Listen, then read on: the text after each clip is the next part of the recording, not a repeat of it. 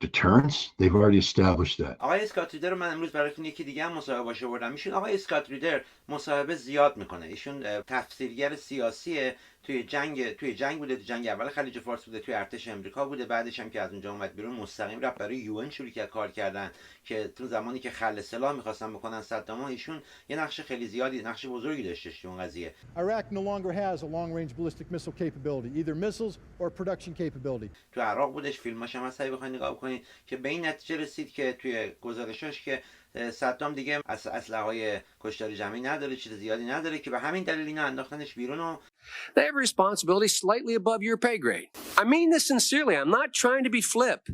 و بعدش حتی رفتش، بعد چند سال بعدش حتی صدام ازش درخواست کرد اومد توی، فکر می‌کنم تو مجلس توی پیش صدام اونجا سخنرانی کرد، یعنی عوض شد اصلا قضیهش. حالا چرا من ایشونو دارم نشون میدم؟ برای اینکه ایشون خیلی صدای رسایی داره و بیشتر به ایران تمرکز نمیکنه. خیلی اتفاقا با روسیه، یعنی میخواد بکنه که مثلا امریکایی‌ها رو با روسیه آشنا بکنه که میگن ما با هم دیگه بجنگیم، برای چی با روسیه ما دشمن هستیم. به همین علت هم حتی چند وقت پیش ریختن تو خونه‌شو برای اینکه فکر می‌کردن می‌خواستن بگن که مثلا جاسوس روسیه نباشه. این مصاحبه رو یه تیکش جدا کردم براتون میذارم و همونجوری ترجمه میکنم تیکه تیکه. آدمای زیادی الان هستن توی غرب، خیلی زیادن، که شغلای دولتی داشتن قبلا، یه مسئولیت‌های بزرگی داشتن و الان دارن میان صحبت میکنن بر علیه این جنگ، چه توی اوکراین چه توی اسرائیل، جنگ غزه و لبنان اونجا. مثلا آقای اسکات ریتر خیلی، من روزی 3 تا مصاحبه میکنه، 5 دقیقش میمونی، 10 دقیقش، 15 دقیقش راجع به ایران هم ازش چه سوالی میپرسن میگه. ببین مثلا الان عکس این آقا رو الان من میذارم، این عکس صفحه شونه،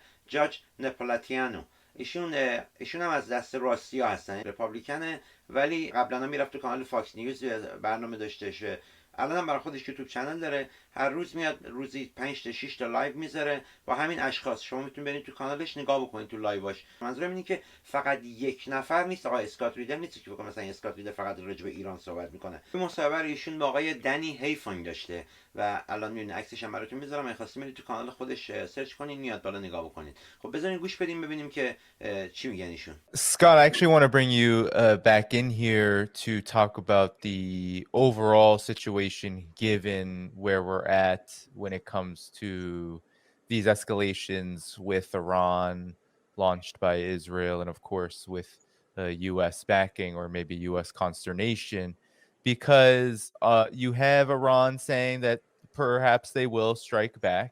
There have been some in Iranian officialdom talking about there will be a harder strike on Israel coming, while there are others who say, well, okay, let's wait and see what happens from here. But nonetheless, I think from what we have discussed here, we are looking at Israel's strike at the very least being overall ineffective, and therefore saying a lot about where both Israel and the United States are at when it comes to Iran. But also Iran fits into a larger picture here because there obviously is a much bigger conflict, a much bigger war that has been brewing that we've been talking about on this show here in West Asia. So, Scott, where are we now given what Israel has done, regardless of its successes and its failures? Where exactly are we now when it comes to this overall situation in the Middle East? میگه خب اسکات، من الان میخوام بیارمت بالا و ازت بپرسم راجع به این وضعیت کنونی که اسرائیل این تنش بردتش بالا و به ایران حمله کرده با کمک آمریکا، و به خاطر اینکه ایران از صدایی که داریم میشنویم از داخل ایران که دارن میگن که ما این حمله رو بهش جواب میخوایم بدیم، حتما بهش جواب میدیم از این سران حکومت، و خب بعضی صدا هم هستش که میگن حالا ببینیم چی میشه. ولی در هر صورت چیزی که هست، با استناد به این حرفایی که ما بالاخره زدیم، میبینیم که حداقل چیزی که بوده، حمله که اسرائیل کرده حمله خیلی قوی نبوده و خیلی تاثیرگذارم نبوده، و این خودش خیلی نمایانگر اینه که اسرائیل و آمریکا چی ان در مثلا در مقابل ایران جاشون کجاست، موقعیتشون کجاست، یعنی اینکه حمله خیلی تاثیرگذاری نبوده. و در اون طرف ایران هم نقشش توی این قضیه یه تصویر بزرگی ازش بخوام بگیریم، یه نقش دیگه ای داره، نقش بزرگی داره توی این قضیه، یعنی چیز دیگه ای، جنگ بزرگتری اینجا هستیم وسط و ایران هم یه نقشی اینجا داره. نقش ایران رو میخوام ببینیم چیه. حالا اسکات به نظر تو چیه همین جایی که ما الان هستیم بخوایم در نظر بگیریم که اسرائیل با اون موفقیتایی که داشته، با اون شکستایی که داشته، شما چی فکر میکنید؟ You know, we need to know what Iran's intent is here. I believe that Iran did not have full knowledge beforehand of October 7th, and that the Hamas attack on October 7th and what transpired thereafter. میگه باید بدونیم که قصد ایران این وسط چی الان. من باورم اینه که ایران هیچ اطلاعی از قضیه 7 اکتبر نداشت قبلش در مورد حمله حماس روی 7 اکتبر و اتفاقاتی که بعدش افتاد. Took Iran by surprise, and that they needed to come up with a policy on how to deal with this. And the policy that Iran came up with was a policy of managed escalation using the total resources of the so-called axis of resistance. ایران خودش شوکه شد، ایران خودش سورپرایز شد، اینجا نمیدونست و اونا احتیاج داشتن که یک سیاستی رو بیان بالا باشه، سیاستی رو به اصطلاح طراحی بکنن، با این قضیه مقابله بکنن و سیاستی که اینا در دست گرفتن در دستور کارشون قرار دادن این بودش که کنترل کردن تنش با استفاده کردن از محور مقاومت. To operate in support of Hamas, not to operate in concert with Hamas towards a greater objective. See, there's a difference there. که با حماس کار کنن به صورت سپورت کردن حماس، نه اینکه با حماس کار کنن، مستقیما با حماس کار کنن به سمت اون به اصطلاح هدف نهایی که دارن و هدف بزرگی که دارن. این فرق داره. If Iran had planned this, then Hamas's actions are the initiating strike in a larger campaign designed to achieve a broader result than simply the Hamas desire for a Palestinian state. I don't see Iran having a broader intent here. That میگه اگر ایران اینو طراحی کرده باشه پس حمله حماس و شروع کردن این قضیه طراحی شده برای اینکه یه نتیجه بزرگتری بده به غیر از اینکه حماس بخواد کشور فلسطین درست بکنه و من فکر نمی کنم به این صورت بشه. من نمیبینم اینجا چیزی که شواهدی داشته باشه که ایران هدف گنده تری الان داشته باشه. Iran seems to be operating in support of Hamas's objectives, and so escalation management is the name of the game, and that's something that both Hezbollah and Iran have been doing quite effectively. و ایران کاری که میکنه فقط در حالت ساپورت برای حماس، کنترل تنش تقریبا is the name of the game میگه، یعنی مثلا این کارو دارن میکنن، دارن تنش ها رو کنترل میکنن و این چیزیه که حزب الله ایران داشتن تقریبا تو این مدت گذشته داریم میبینیم خیلی تاثیرگذار این کارو داشتن میکردن، کنترل کردن تنش. Using Hezbollah capabilities, using capabilities out of Syria and Iraq, using Ansarallah in Yemen, and using Iran when necessary. با استفاده کردن از قابلیت‌های حزب الله و قابلیت‌های به اصطلاح محور مقاومت توی عراق و انصارالله توی یمن و حتی استفاده کردن از قابلیت‌های خود ایران زمانی که لازم باشه. But the goal isn't to create a broader regional conflict. هدف اینجا این نیستش که یه به اصطلاح جنگ بزرگتر منطقه‌ای درست کنه. ایران هدفش این نیست، منظورش اینه ایشون. And one of the reasons why I put a lot of emphasis on that is Iran's strategic objective to October 2023 was this dramatic geopolitical realignment that it was participating in, taking a lead in which we now know as BRICS. و یکی از این علتایی که من خیلی اینو روش بهش دارم تاکید میکنم اینه که هدف استراتژیک ایران اون زمانی که اکتبر 2023 که حماس این قضیه رو شروع کرد این بودش که بپیوندن به بریکس و داشتن رو این کار میکردن. Iran attended BRICS as a member, one of the new members. And the whole thing of BRICS, and just ask Putin how it was like to be sitting in a summit that you're the host for, and having people constantly remind you that BRICS is about de-escalation. ایران حضور که پیدا کرد توی بریکس به عنوان یه دونه مشترک جدید، به عنوان یه ممبر جدید. میگه و هدف کلی بریکس، میگه اصلا میخواد از پوتین بعد بری بپرسی، هدف کلیش اینه که تنش‌ها رو بیاری پایین، یعنی تنش زدایی کنی. BRICS is about, the peaceful resolution of problems, to avoid violence-based solutions. بریک اصلا کلا راجع به اینه که مشکلات رو بدون خشونت و بدون جنگ و اینا حلش بکنی، با پیس و با صلح حلش بکنی و پرهیز بکنی از راه حلایی که اصلا خشونت آمیز. And so there was a lot of pressure being put on Putin, to find a way to bring this Ukrainian conflict to an end. و خیلی هم فشار گذاشته بودن روی پوتین که این قضیه یوکراین رو تمومش بکنه، اینو جمعش بکنه. And similar pressure is put on Iran not to allow this to escalate, this conflict in the Middle East to escalate out of control. و همون مدل فشار هم روی ایران دارن میذارن که اینو اجازه نده بشه که این جنگ توی خاورمیانه که تنشش زیاد بشه و بره از دست خارج بشه. That's bad for everybody. It's not, it's not the BRICS brand.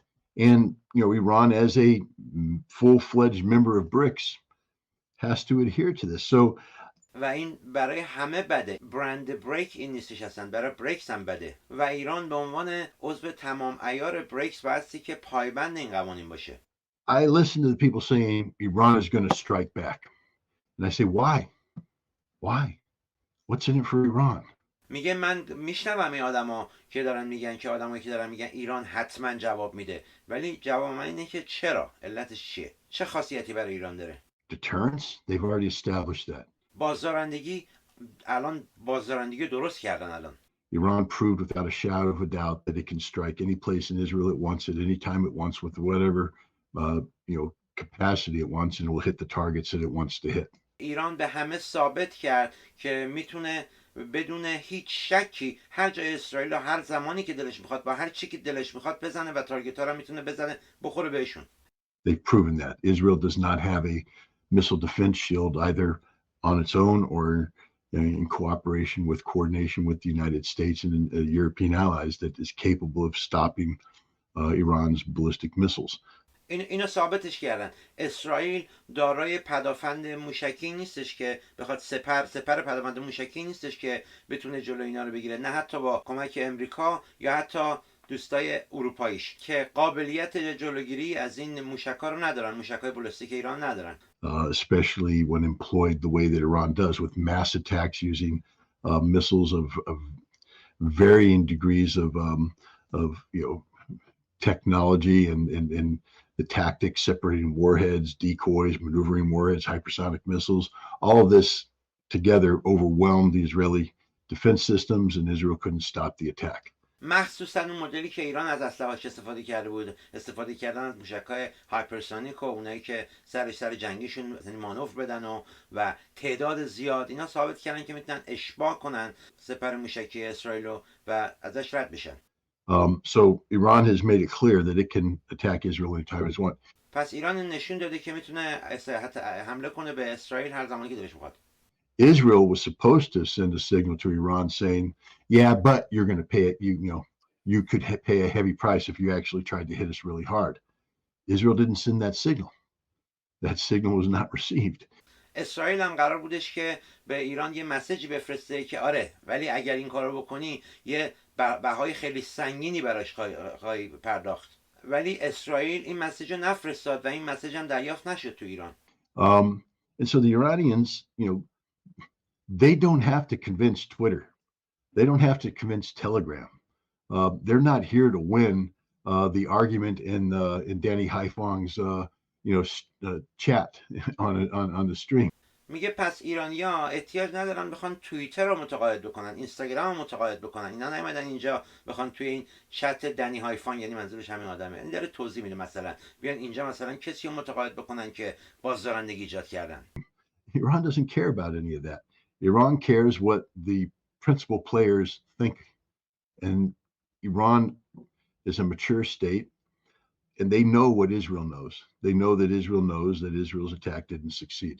And they know that Israel knows that Iran's attack did succeed. ایران هیچ توجهی به اینا نمیکنه. چیزی که ایران بهش توجه میکنه اون کسایی که این وسط به اصطلاح پرینسیپال پلیرز مثل امریکا و اسرائیل و این کشورایی که باید بدونن میدونن. ایران کشور بالغیه و میدونن که خود اسرائیل هم میدونه که حملهش حمله موفقی نبوده و اسرائیل هم میدونه که حمله ایران موفق بوده. پس احتیاج نداری که بیان بخوان توی توییتر و توی اینستاگرام، حالا من در خودم اضافه میکنم، بیان چیزی رو به کسی ثابت بکنن. And that if they want to continue this game, Iran has the upper hand. That's deterrence. And so why would Iran have to continue this game? و اگر بخوان این بازی رو ادامهش بدن، ایران دست بالا رو داره و این بازدارندگیه. پس چرا ایران باید این قضیه رو ادامهش بده؟ این بازی رو برای چی ایران باید ادامه بده؟ یعنی منظورش اینه که بازی دادن، ادامه دادن این بازی کردن توی زمین حریفه. منظور ایشون اینه. خب ایشون خودش میدونه که ایران قابلیتایی داره، همینجوری که تو 20 سال گذشته این قضیه رو به اینجا رسونده. گویا طرف خسته شده بوده از این بازی داشته هلاکش میکرده، سر همین بازی رو داره عوضش میکنه که ایران بره توی زمین اون بازی بکنه. جنگ کلاسیک. Iran right now, go back to the strategic intent to support Hamas. Hamas is winning. I know that's hard for a lot of people to accept because they look at Sinwar being assassinated and they look at, he wasn't assassinated, by the way, he was killed in combat. میگه الان ایران بذار بریم عقب توی هدفهای استراتژیک، تو ساپورت کردن حماس داره میبره. میگه این شنیدنش برای بعضی آدما سخته که میگن مثلا سنوار رو برداشتن ترورش کردن. سنوار رو ترورش نکردن. سنوار توی جنگ تن به تن مرد. They look at, the casualties that Hamas is taking. They're looking at the genocide being carried out against the Palestinian people by Israel. And they're saying, how could you possibly call that a victory? میگه نگاه میکنن به تلفات حماس، نگاه میکنن به این نسل‌کشی که داره انجام میشه توی غزه. میگن تو چی جوری میتونی اسم اینو بذاری بردن؟ Well, I've always said that the victory in the Gaza conflict is defined by Israel's objectives when compared and contrasted to Hamas's. میگه من همیشه گفتم برنده شدن توی جنگ غزه تعریف شده است با هدفهایی که اسرائیل برای خودش پیش گفته روز اول، هدفهایی که اسرائیل روز اول گفته بوده که من این هدفها رو باید بهشون برسم. وقتی که مقایسهش میکنی با هدفهای حماس. Israel said that victory for them is the destruction of Hamas as a political force and as a military force. میگه اسرائیل گفته بود روز اول که بردن برای اینا یکی از هدفاشون اینه که از بین بردن حماس به صورت نظامیشون و سیاسیشون. Right now the Israeli army is collapsing. Don't take it from me. There's a retired Israeli brigadier general out there right now who's saying the Israeli forces are so demoralized going back into Gaza for the third, fourth time, fighting over the same territory that they thought they had conquered before. Now have to go back in the same place that their buddies died last time. New buddies are going to die or they're going to die. میگه ارتش اسرائیل داره میپاشه از هم دیگه. میگه از من نمیخواد بشنوی. این جنرال بازنشسته خود اسرائیلی این حرفو زده که اینا روحیه‌شون به طور کل باختن، هی بعد برگردن برن توی غزه، زمینی که 4 بار رفتن اینجا، هی شکست خوردن. یه تیکه زمینو هی بعد برن بیان، من نمیتونن هیچ پیروزی بگیرن. هی بعد برن اینجا به اصطلاح میمیرن، تلفات میدن. The desertion rate in the Israeli army right now is between 12 and 24%, depending on the unit. Some reserves are just saying, we ain't going back. We're not doing it. We're not going to Gaza, and we damn sure aren't going to southern Lebanon. میگه فرار از خدمت توی ارتش اسرائیل یه چیزیه بین 12 تا 25%، بستگی داره که سورس کی باشه، از کی بپرسی. بعضیاشون میگن که ما نمیریم، ما اصلا 100% به غزه نمیریم و 180% توی جنوب لبنان نمیریم، اصلا ما نمیریم، ما نخواستیم. Hezbollah is kicking their butts. I know, Scott, what are you talking about? They're blowing up tunnels, baby. They're blowing up tunnels. They show videos of Hezbollah guys surrendering and all that. Yeah, that's happening. But, Israel's supposed to be advancing on a 100-kilometer front, penetrating 20 kilometers deep, pushing Hezbollah back. At the max, they have a 2-kilometer penetration. That doesn't even work. They tried to take a hill last night. They got slapped off the hill. They went down to regroup in a valley. They got beat up in the valley. They tried to evacuate. They got ambushed on the evacuation. حزب الله داره به عقبشون رو لغت میزنه. حالا بعد به من میگن بابا اسکات چی داری میگی؟ این دارن تونلاشون هم برای میزنن، تونلاشون رو بین بردن. داره تو ویدیو داره میبینیم که آدمای حزب الله دارن میان اینجوری دستشون میبرن بالا، دارن تسلیم میشن. میگه ولی آره، ولی اسرائیل قرار بودش که بره بالا 20 کیلومتر 100 کیلومتر به اصطلاح خط مقدمشونه، برسن به اون رودخونه لیتانیا. نگو، ولی منظورش اینه که برن تا اون رودخونه لیتانیا بگیرن و تا اونجا برن. کوپه میگه اینا سعی میکنن 2 کیلومتر برن جلو، بعد دوباره میزننشون برمیگردن. دیشب میخواستن برن یه دونه تپه رو بگیرن، این تپه رو رفتن نتونستن بگیرن، در راه برگشتن دوباره کمین براشون گذاشته بودن. And that is the average day for Israel in southern Lebanon. این یه روز معمولیه توی جنگ لبنان، جنگ اسرائیل و لبنان.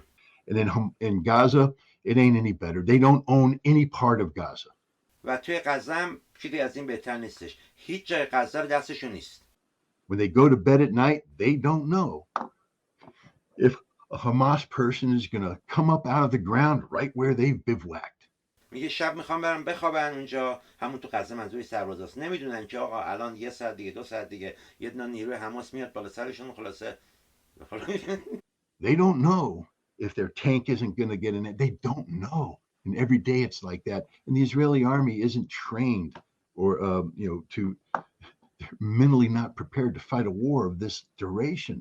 میگه نمیدونن واقعا فردا میخواد تانکشون بخوره. میگه اسرائیلی آرمی، ارتش اسرائیل اصلا آماده نیستن، اینجوری ترین نشدن برای جنگی که انقدر طولانی باشه. They're not supposed to fight for this long. These are primarily reservist-based military conscripts. They're supposed to have this technological supremacy. They're supposed to go in and fight very short conflicts, weeks, maybe months. That's it. This thing's gone on for more than a year, and they haven't won anything. میگه اصلا قرار نیست اینا اینجوری بجنگن. این هم قرار بوده که مثلا دست بالا رو تو تکنولوژی داشته باشن، برن حالا 1 هفته 2 هفته 2-3 ماه بجنگن. همین این جنگ الان بیشتر از 1 سال طول کشیده و هیچی نبردن، دستاوردی نداشتن. Their military is out of spare parts. Out of spare parts. Why? Because they weren't planning for this kind of conflict. میگه ارتششون الان out of spare parts، یعنی اینکه قطعات یدکی دیگه الان کم دارن. چرا؟ برای اینکه برنامه‌ریزی نکرده بودن برای جنگ بین طولانی باشه. They're starting to cannibalize their tanks. میگه شروع کردن تانکاشون رو تیکه تیکه کردن که پارتش استفاده بکنن روی تانکای دیگه. When the tank gets hit and it's not a total write-off, they evacuate. It goes back to a repair depot where guys will come in and do their magic, replace transmissions and engines and weld back on sprockets and everything. And next thing you know, the tank's back out there going. Not now. یه وقتی که تانک مثلا یه ضربه‌ای بهش میخوره، تانکو برمی‌دارن. اگه مثلا کمپلیت اپی نرفته باشه، برش میگردونن میذارنش روی ماشین، میرن اونجا پارتش درست میکنن، هر سیستمی که خراب باشه درست میکنن، دوباره میره جلو توی خط مقدم شروع میکنه کار کردن. الان این خبرا نیست. They're running out of tanks. Israel was supposed to export a whole bunch of Merkava 3 tanks to Morocco and other nations. They stopped that because they have to bring the Merkava 3 back into service because they ran out of Merkava 4s. They're all blown up.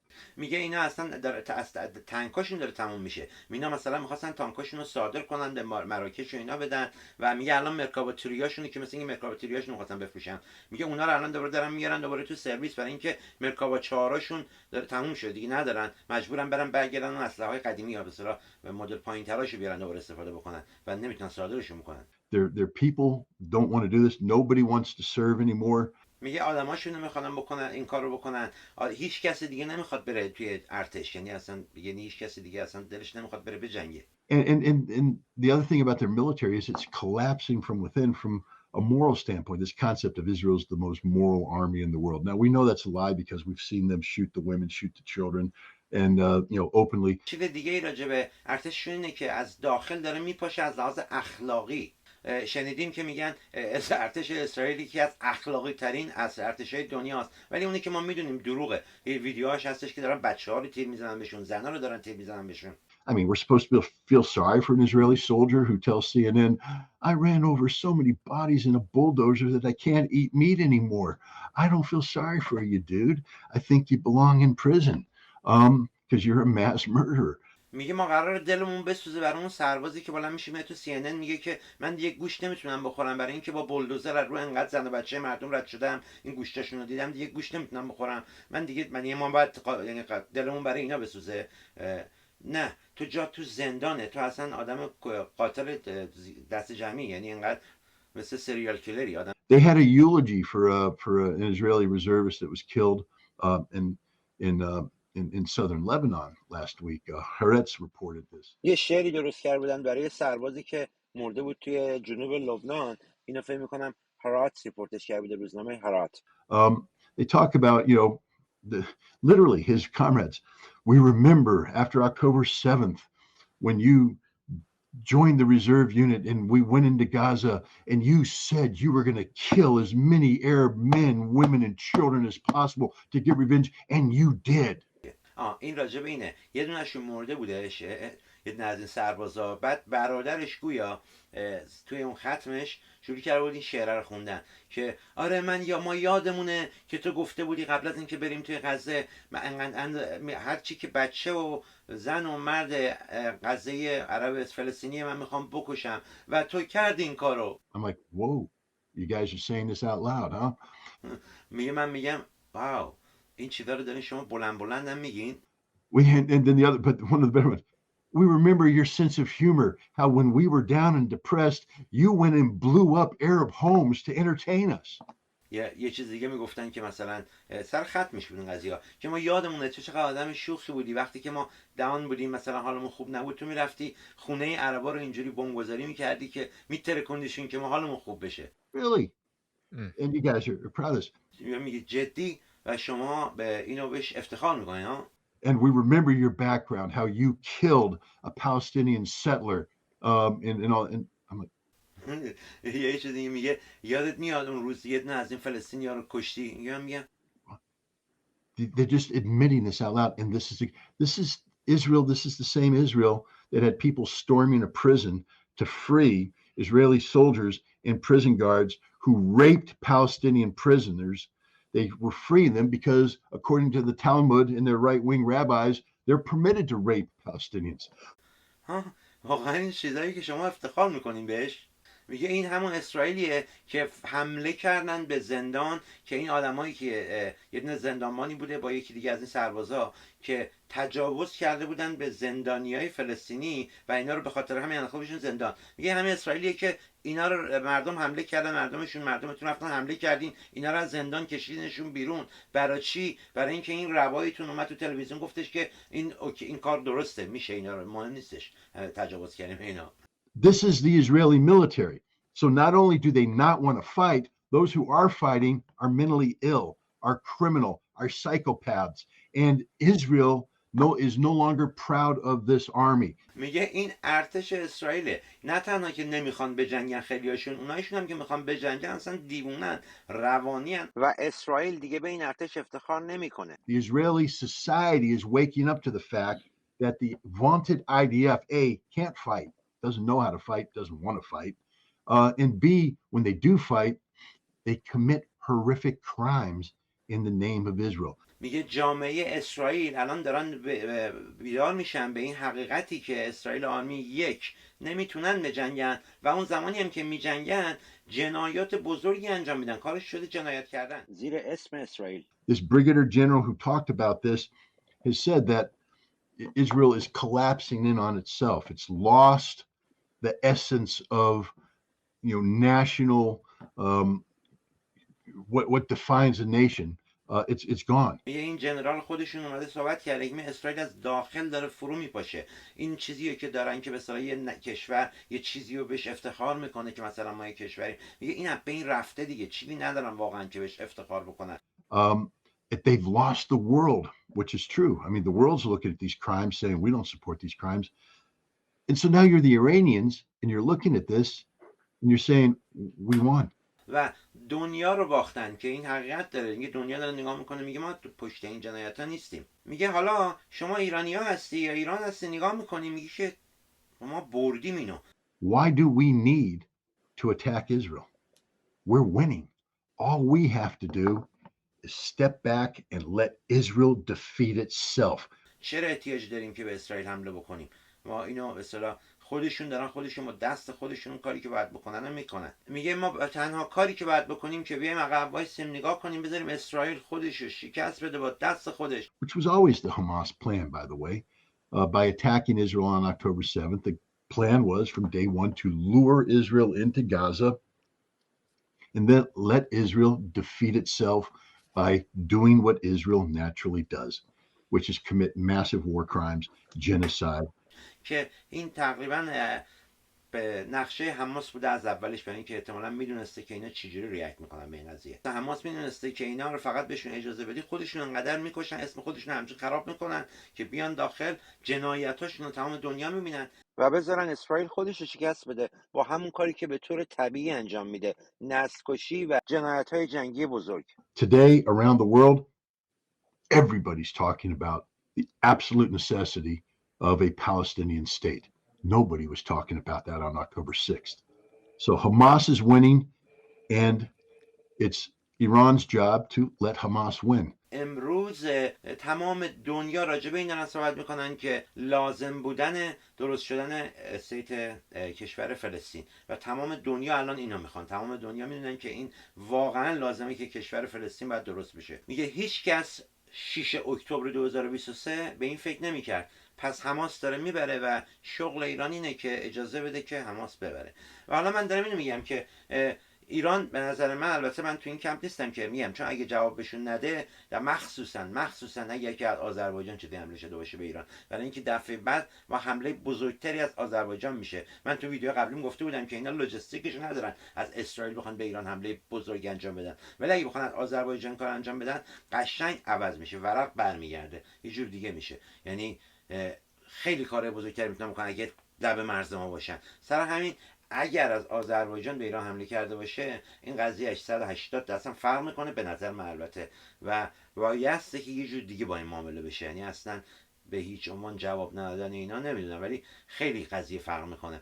و حالا این اسکاتی داره میگه منظورش اینه که الان با حمله کردن به اسرائیل شما میفتید تو بازی اونا، بهونه ای نباید بدید ازشون که امریکا مستقیما میخواد بیاد کشورمون حمله بهش انجام بده و جنگ اینجوری اتفاق بیفته. و گویا هدف اسرائیل هم همینه که پای امریکا رو بکشه وسط.